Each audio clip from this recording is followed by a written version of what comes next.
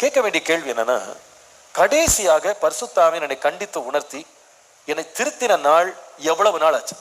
அல்லது நம்ம எத்தனை பேர் சுய நீதிமான்களாக எனக்கெல்லாம் ஒன்றும் கிடையாது, என் ஒய்ஃப்ட்ட ஆர்டர் பேசட்டும், அவ மாறினா எல்லாம் மாறிடும், இப்படிதான் நம்ம மற்றவங்களை பார்த்துட்டு இருக்கோம். என் கணவன் ஆர்டர் பேசட்டும், என் பிள்ளைகிட்ட பேசட்டும், எங்க அப்பாட்ட பேசட்டும்.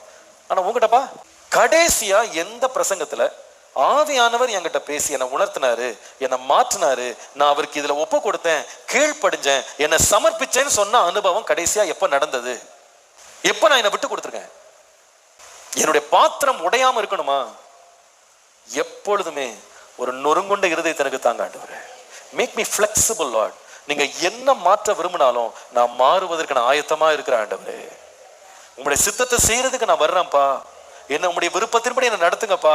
உங்களுடைய கிரியைகளை எனக்குள்ள நீங்க தாராளமா செய்யுங்க. நான் ரெசிஸ்ட் பண்ணவே மாட்டேன், நான் எதிர்த்து நிற்கவே மாட்டேன். அந்த நிலைக்கு நாம் இருப்போமானால் நிச்சயமா நான் சொல்லுவேன், நம்முடைய பாத்திரம் கிழிந்து போகவே போகாது, ரசம் சிந்தாது, பாத்திரம் கெட்டு போகாது.